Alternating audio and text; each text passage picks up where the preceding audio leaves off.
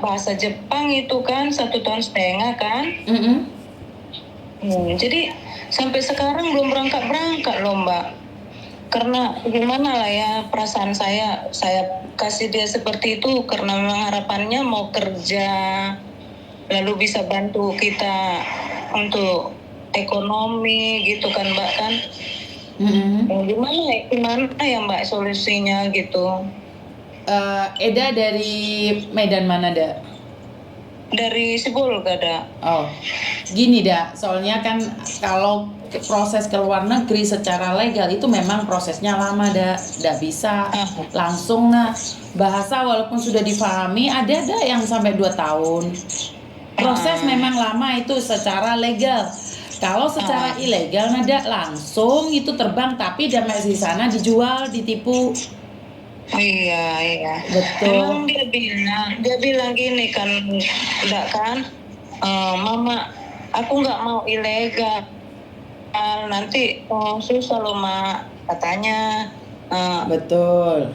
Tapi kan memang rezeki kita belum ada Mak, sabarlah Mama, karena macam mana lah, bapaknya kurang sehat selalu kan. Iya, jadi saya kegiatan saya jadi ambil alih lah membantu rumah tangga itu biar nambal ban lah udah di rumah gitu kan. biar bisa adiknya kuliah. Ini adiknya satu putus lah kuliah nunggu selesai dulu lah saya bilang kakaknya, karena kakaknya di Bali kuliahnya kan. Jadi punya kuliah biayanya kan untuk makan aja udah agak sulit saya mau ngirim gitu kan, karena dia di sini sama dianya nganggur kan. Jadi saya bilang si Itonya abangnya adiknya yang nomor 3 jangan kuliah dulu lah Dek, karena biayanya kan berat Dek, aku bilang gitu. Ya udah lama kalau memang nggak ada biayanya ya udah bantu Mama dulu lah aku, katanya, untuk nambal ban katanya gitulah kan.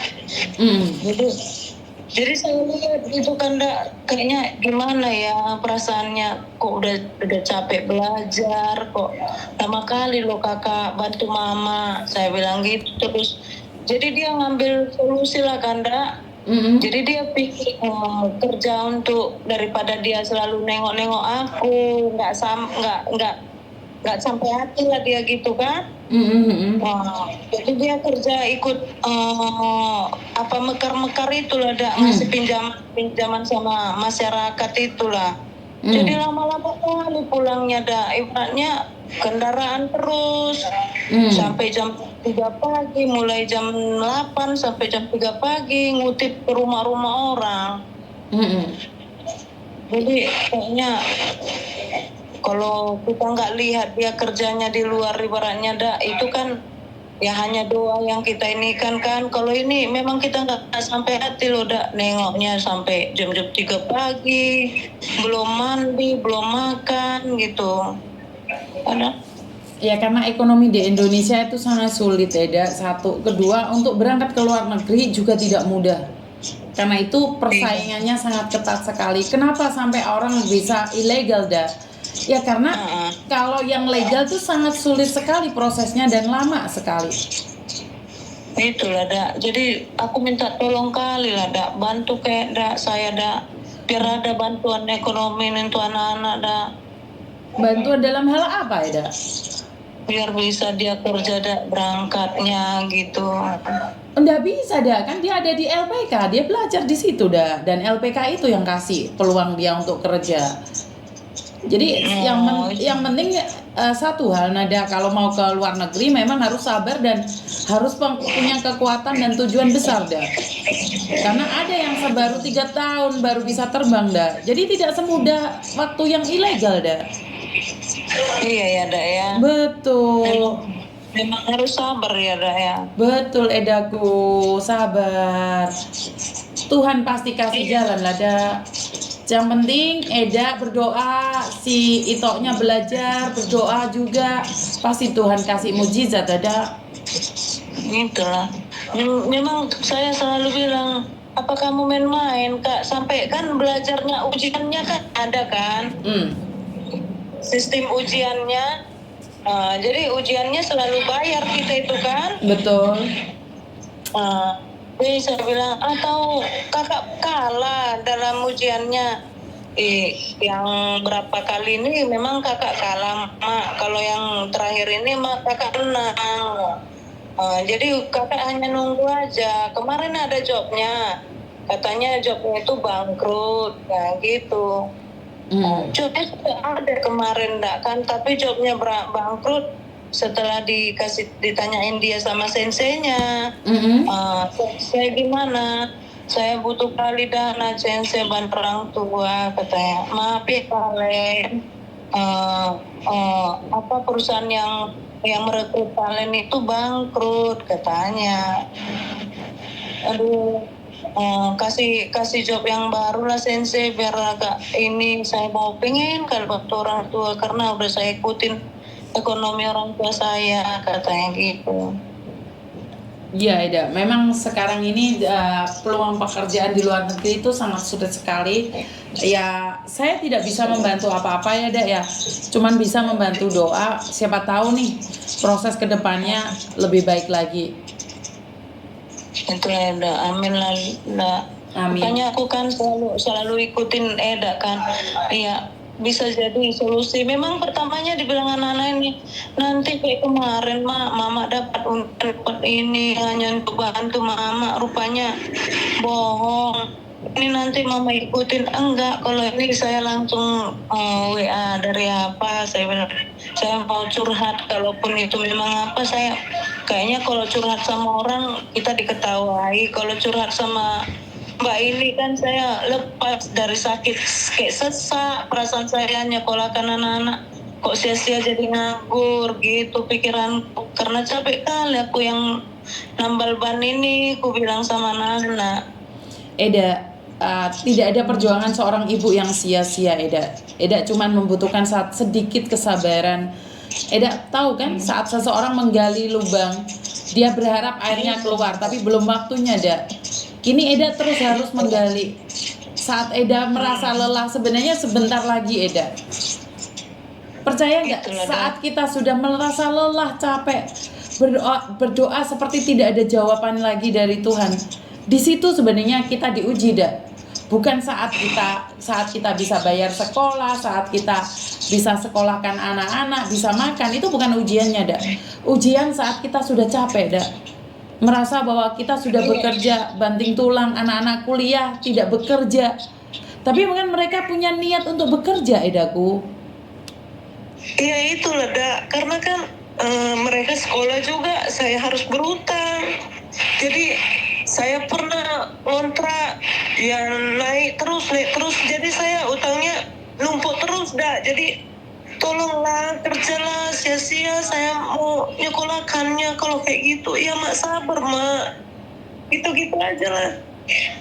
Sementara di sini kan di Indonesia ini masa bayar duit, kita mau ke Indomaret juga bayar duit, kemana-mana gitu kan, pakai calo-calo, jadi kayaknya buruk gitu. Indonesia ini kok bisa buruk, nggak ada prestasi yang diandalkan gitu.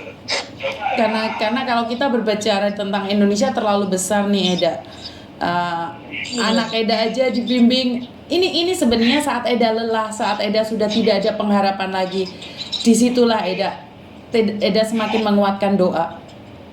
Di situ percaya Eda, ada orang yang penyakit kanker divonis meninggal, yang dari Arab Saudi, dia sembuh, Eda, karena dia harapannya penuh pada Tuhan. Iya, ada ya. Eda masih sehat, Eda masih punya anak-anak yang keren, yang hebat. Sedikit lagi, Eda, sedikit lagi. Suatu saat Eda akan telepon nih, setelah setengah tahun dari sekarang, Eda akan telepon dan mengatakan anak Eda punya bos yang baik di Jepang. Ya, amin lah, amin. Karena udah kayaknya letihnya bagaimana membagi biar bisa nutupin bank, bagaimana biar bisa kalau anak-anak telepon, ya tunggulah Dek, sabar Dek, mak Adek belum makan loh mak. Kalau udah dibilang gitu, ya tunggulah, udah 100.000 dulu ya mama bagi ya mak, gitu-gitu. Kadang sedih udah. Iya, Eda, paham. kayak mana lah kalau seorang perempuan kan nggak merantau. Betul, dah. Jadi niat saya jangan sempat mengadu sama laki-laki, anak-anak gadisku nanti jadi dimanfaatkan yang tidak baik, gitulah Dak. Betul. Hari ini Eda diuji dengan lelah batin. Eda lelah tubuh, lelah batin karena menyekolahkan anak-anak yang sampai saat ini belum bisa bekerja. Tapi percayalah, saat Eda semakin tua, anak-anak Eda lah yang akan mengangkat derajat Eda. Amin Dak, amin. Karena satu, anak Eda berani nekat mau ke luar negeri. Tekad dia itu sudah memberikan kekuatan pada Eda.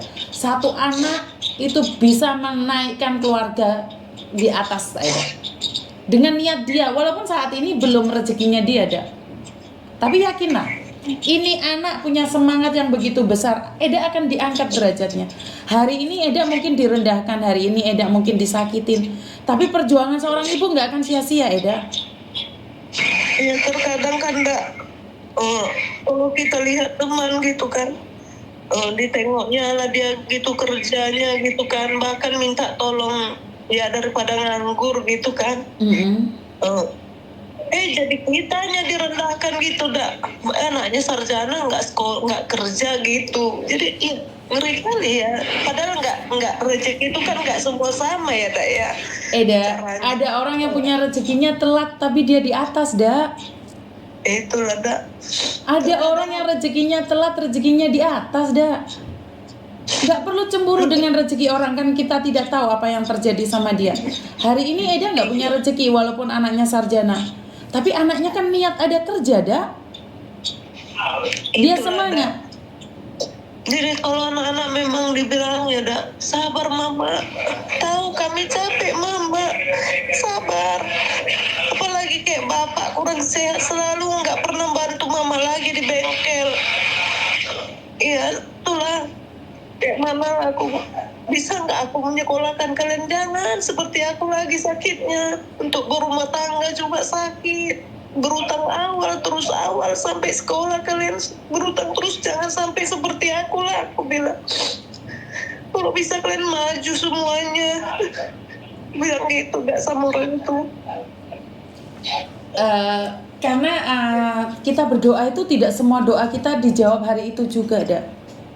Karena mungkin kita belum siap juga. Saya cuman pengen bilang sama Eda, saya juga punya kesedihan nih.